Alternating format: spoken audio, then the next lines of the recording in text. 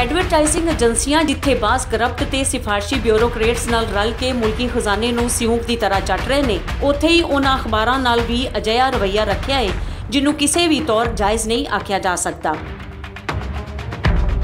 ਇਹਨਾਂ ਬਦਮਾਸ਼ ਕਰਪਟ ਤੇ ਬਦਦਿਆਨਤ ਐਡਵਰਟਾਈਜ਼ਿੰਗ ਏਜੰਸੀਆਂ ਚੋਂ ਇੱਕ ਇੰਟਰਫਲੋ ਵੀ ਹੈ। ਅੱਛਾ, ਐਡਵਰਟਾਈਜ਼ਿੰਗ ਏਜੰਸੀ ਦਾ ਜਿਸ ਤੱਕ ਤਾਲੁਕ ਹੈ पेमेंट की अदायगी के हवाले नाल, तो मैं समझदा उनका किरदार बड़ा घटिया तो घिनौना किरदार है।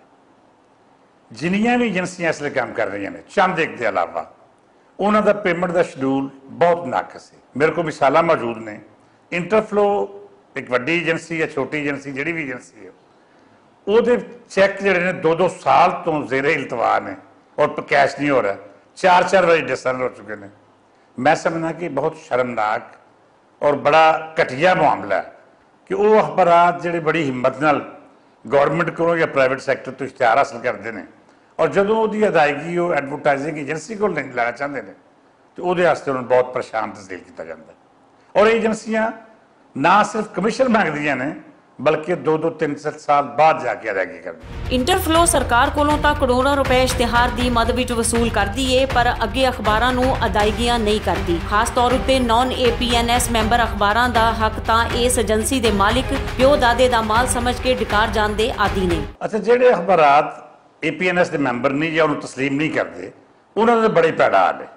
ये एजेंसियां ते बिलखसूस करप्ट ब्यूरोक्रेट मिल के उनका नाटका बंद किया होया है और उन्होंने अखबारात को अदायगियां की पहले तो इश्तिहारात नहीं जारी होंगे, जो इश्तिहारात जारी होंगे ने तो फिर उसकी अदायगियां नहीं होंदियां। मैं समझना कि हुण जो नवी हुकूमत आई है तो तब्दीली का नारा भी ला रही है और सानू ये तवक्को भी है कि वो मीडिया के हवाले नाल बेहतर ते आसन कदम चुकणगे। मैं ये तवक्को करना कि वो ऐसी तजावीज़ या ऐसे फैसले करन जिहदे नाल इन्हां करप्ट ब्यूरोक्रेट नूं और इन्हां बददियानत एजेंसी और नत्थ पाई जा सके। मैं समझदा वां कि इंटरफ्लो अगर एडवरटाइजिंग एजेंसियां की दुनिया दे विच कदी कोई तारीख लिखी गई तो हरामखोरी दे विच पहले नंबर पर होएगी। इस एजेंसी ने लुटमार और झूठ तूफान की अखीर मचाई हुई है। DGPR दे लोग, PID दे लोग इन्हां दे बकायदा दलाल बने हुए हैं और ये उन्होंने होर भी नवे ट्रेंड देना चाहती कि कहते हैं कि 2-2 साल 3-3 साल 4-4 साल 5-5 साल के लोगों की पेमेंट्स नहीं दे रही। अखबारात बेइंतहा बुहरान का शिकार ने और खास तौर पर वो अखबारात जिहड़े ये समझते हैं कि APNS चोरां दी ते जालसाज़ां दे एक टोले ते मुश्तमिल तंजीम है, उन्हां दा इन्हां ने एडवरटाइजमेंट दे विच जिन्ना भी बिल्ला रोक दिता APNS नाल मिल के। इंटरफ्लो दे बददियानत मालिक ताहिर खान वालों अखबारां नूं जिहड़े चैक कई वरे पहलां जारी किए गए सन वो कदे भी कैश नहीं होए।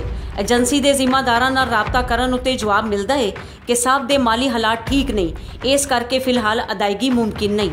साडे दफ्तर के लोग, साडे NPA के मेंबरान, मुख्तलिफ अखबारात के लोग जो असीं बैठते गल करते इन्हां दे आफिस दे विच जदों गल कीती जांदी और खास तौर पर इंटरफ्लो वालियां दे नाल गल करदे हैं तो अगों सानूं जवाब ये मिलता वा कि साहब बीमार ने। ठीक है जी, साहब बीमार ने, 2 दिन बाद गल करिया, जे साहब आ जाएंगे चैक साइन कर देंगे, उस तो बाद फोन करीदा साहब की बुढ़ी बीमार है। सानू तो इंज लग रहा वा कि इन्हां दा सारा टब्बर ही बीमार है तो ये बेइंतहा मुश्किलात का शिकार ने। वो बीमारी वो इलाज ही कोई इन्ना महंगा वा, पता नहीं किहड़ी पुरसरार बीमारी है।